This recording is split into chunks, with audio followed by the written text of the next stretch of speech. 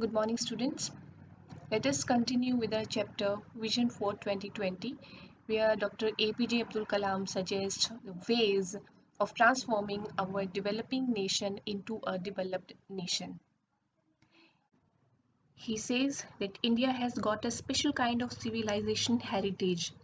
We have absorbed the best of cultures from successive invasions. But now we should not allow any religion or any individual fanaticism to endanger our nation. He further says that economic prosperity and military strength alone do not bring peace to any nation.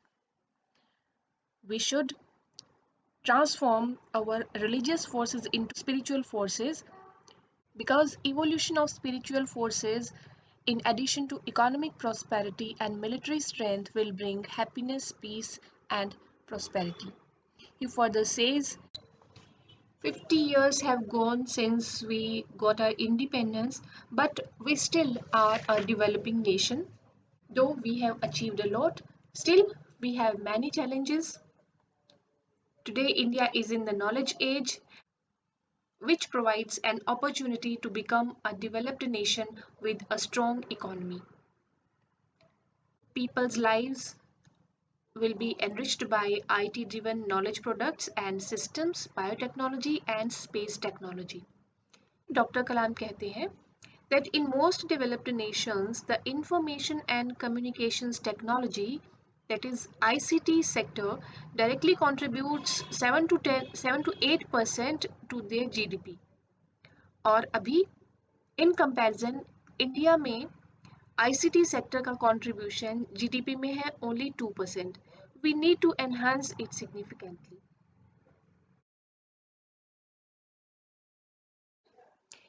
He emphasizes that we should exploit our core competencies.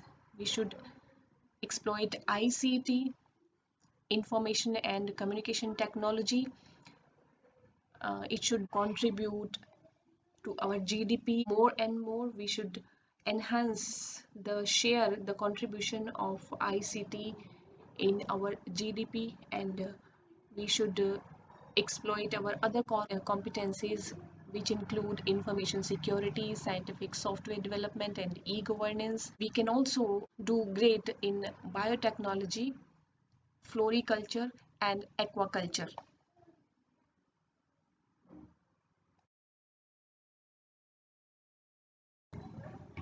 Our core competencies that can be exploited in addition to what has been planned in 1998 include information security, scientific software development, and e-governance that can spearhead a strong domestic market, entertainment, education, hardware and chip design and wireless.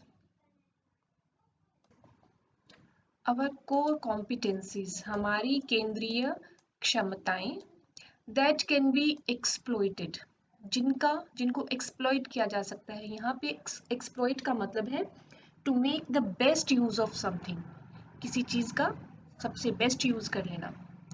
Our core competencies, हमारी मुख्य या केंद्रीय या मूल क्षमताएं जिनका हम और अच्छे से प्रयोग कर सकते हैं, यूज कर सकते हैं in addition to, किसके अलावा, what has been planned in 1998.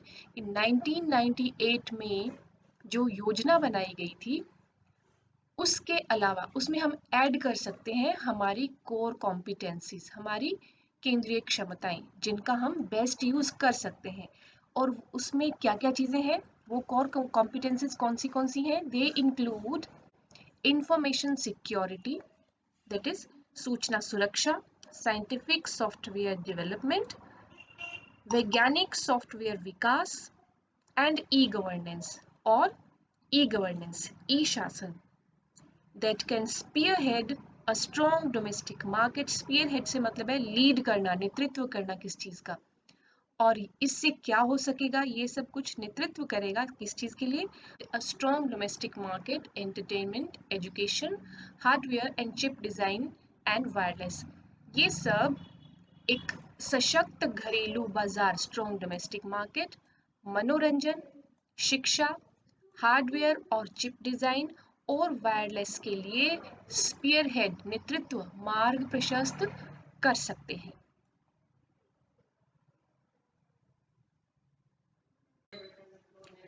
Another core competence we should develop is in biotechnology.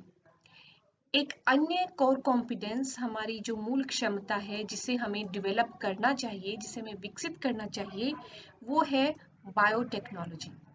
Biotechnology में हमारी एक अन्य क्षमता है जिसे हमें विकसित करना चाहिए। India is rich in herbs, herbs means जड़ी बूटियाँ, जर्म प्लाज्म दैट इज कीटाणु जीव द्रव्य, एंड माइक्रो ऑर्गेनिजम्स मीन्स सूक्ष्म सजीव। कि भारत जड़ी बूटी, जर्म प्लाज्म कीटाणु जीव द्रव्य और सूक्ष्म सजीवों में समृद्ध है। India is rich in these things. Industrially developed countries are importing these bioresources in raw forms. Industrially developed countries, औद्योगिक रूप से जो राष्ट्र विकसित हैं, दे आर इम्पोर्टिंग, ये वो राष्ट्र आयात कर रहे हैं, दीज बायो रिसोर्सेज, इन जैव स्रोतों का आयात करते हैं, इन रा फॉर्म्स, कच्चे माल के रूप में इन बायो रिसोर्सेज का आयात करते हैं, उन्हें इंपोर्ट करते हैं। जिन चीज़ों में इंडिया रिच है, इंडिया में है, वही चीज़ें इंडस्ट्रियली डेवलप्ड कंट्रीज अपने अपने राष्ट्रों में उन चीज़ों को कच्चे माल के तौर पर आयात करती हैं, एडिंग वैल्यू टू देम, और फिर क्या करते हैं, इन्हें एडिंग वैल्यू, इनको उपयोगी बना लेते हैं, and exporting them as special seeds and bio materials to developing countries including India. इनको उपयोगी बनाकर उन्हें एक्सपोर्ट कर देते हैं, एक्सपोर्ट मीन्स उनका निर्यात कर देते हैं, एज स्पेशल सीड्स विशेष बीजों के रूप में, और बायो मटेरियल्स और जैव पदार्थों के रूप में इनको वापस एक्सपोर्ट कर देते हैं। किनको? डेवलपिंग कंट्रीज को, विकासशील राष्ट्रों को, जिनमें कि भारत भी शामिल है। कि इंडिया जिन चीज़ों में like herbs, germ plasm and micro organisms, India in सब चीज़ों में समृद्ध है, लेकिन जो औद्योगिक रूप से विकसित राष्ट्र हैं, इन सब चीज़ों को बायो रिसोर्सेज के, इन सब बायो रिसोर्सेज को, इन सब चीज़ों को जो कि जैव स्रोत जिनको कहते हैं, इनको कच्चे माल के तौर पर आयात करते हैं, एडिंग वैल्यू टू देम, फिर उन्हें उपयोगी बना लेते हैं, और फिर as special seeds and bio materials, विशेष बीजों और जैव पदार्थों के रूप में उन्हें एक्सपोर्ट कर देते हैं विकासशील राष्ट्रों को, भारत समेत अन्य विकासशील राष्ट्रों को एक्सपोर्ट कर देते हैं। They also own fully protected patents of these products. और इन उत्पादों का उन्होंने fully protected patents भी ले रखा है। Patent means license. The official right to be the only person to make, use or sell a product or an invention. यानी किसी उत्पाद, वस्तु या आविष्कार को बनाने, प्रयोग करने या बेचने पर केवल एक व्यक्ति का अधिकार, या यहाँ पर कहेंगे केवल उसी राष्ट्र का अधिकार जिसने इसका पेटेंट ले रखा है, लाइसेंस ले रखा है, एकस्व अधिकार जिसे बोलते हैं। तो इन राष्ट्रों ने ये कच्चे माल खरीदकर उनको उनमें वैल्यू ऐड करके उन्हें उपयोगी बनाकर, गुणवत्ता से परिपूर्ण बनाकर, वही चीज़ें तैयार माल की तरह से विकासशील राष्ट्रों में बेच रहे हैं, और फिर उन्हीं का पेटेंट भी ले रहे हैं। Instead of allowing export of such resources, कि ऐसे स्रोतों को एक्सपोर्ट करने की परमिशन देने की बजाय, इनको निर्यात करने की बजाय, and importing value added products at high cost, और ऊंची कीमत पर वैल्यू एडेड यानी कि मूल्यवर्धित, गुणवत्ता से परिपूर्ण मूल्यवर्धित उत्पादों को इंपोर्ट करने की, आयात करने की बजाय क्या करना चाहिए? India must add its own technology. Bharat को अपनी खुद की तकनीक विकसित करनी चाहिए, इसमें ऐड करनी चाहिए। किस चीज़ के लिए? For conversion of such resources, ये जो बायो रिसोर्सेज हैं इनमें इनको परिवर्तित करने के लिए, परिवर्तित किस में करना है? इन रिसोर्सेज को टू वैल्यू एडेड प्रोडक्ट्स, मूल्यवर्धित उत्पादों में परिवर्तन करने के लिए भारत को अपनी टेक्नोलॉजी को ऐड करना चाहिए और फिर उसको यूज किस में करना है? For use in domestic requirement as well as for export of the global herbal product market of $61 billion. और फिर इनका यूज किस लिए करना चाहिए? डोमेस्टिक रिक्वायरमेंट, घरेलू रिक्वायरमेंट के लिए, घरेलू जो ज़रूरत है, भारत में ज़रूरत है, उसके लिए इसे यूज़ करना चाहिए। और साथ ही इस वैल्यू एडेड प्रोडक्ट्स को एक्सपोर्ट करना चाहिए to the global herbal market. वैश्विक जो बाजार है जड़ी बूटी का, वैश्विक औषधीय बाजार में इसे एक्सपोर्ट कर देना चाहिए और ये बाजार लगभग 61 अरब डॉलर का है। यानी कि ऐसे संसाधनों के निर्यात, instead of allowing export of such resources and importing value-added products at high cost, India must add its own technology for conversion of such resources to value-added products for use in domestic requirement as well as for export of the global herbal product market of $61 billion.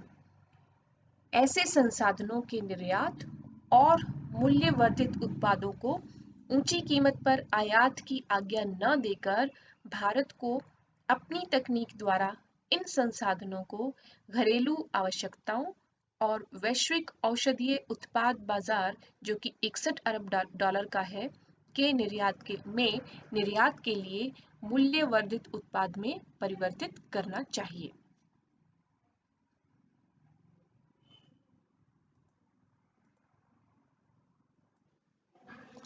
China has a share of around $3 billion, whereas India's share is not even $100 million. Hence, there is a tremendous opportunity for a higher market share. India has similar potential for promoting floriculture and aquaculture in a big way. China has a share of around $3 billion. चीन का इस बाजार में लगभग 3 अरब dollar का हिस्सा है, whereas India is not even $100 million, जबकि भारत का अभी इसमें हिस्सा 100 मिलियन डॉलर का भी नहीं है। Hence, इसलिए देयर इज ट्रेमेंडस अपॉर्चुनिटी, इसलिए बहुत बड़ा अवसर है for a higher market share. इस बाजार में अपना शेयर बढ़ाने का बहुत बड़ा अवसर है भारत के पास, because India is rich in these bioresources. India has similar potential for promoting floriculture. Floriculture means पुष्प खेती and aquaculture means जलीय जीव जंतु पालन या मत्स्य पालन। फ्लोरिकल्चर जहाँ पे पुष्पों की खेती की जाती है, एंड एक्वाकल्चर जिसमें जलीय जीव जंतुओं को पाला जाता है, उनका संरक्षण किया जाता है, या मत्स्य पालन इसको कह सकते हैं। तो फ्लोरिकल्चर और एक्वाकल्चर को प्रमोट करने के लिए भी, इनमें वृद्धि करने के लिए भी इंडिया हैज सिमिलर पोटेंशियल, इसी प्रकार की क्षमता है भारत में इन ए बिग वे। ये फ्लोरिकल्चर और एक्वाकल्चर को एक बड़े पैमाने पर प्रमोट करने के लिए भी भारत में इसी प्रकार की क्षमता है, जैसे कि बायोटेक्नोलॉजी की क्षमता है, बायो रिसोर्सेज में रिच है इंडिया, उसी प्रकार से इन सब फ्लोरिकल्चर और एक्वाकल्चर के लिए भी भारत में उसी प्रकार की क्षमता है।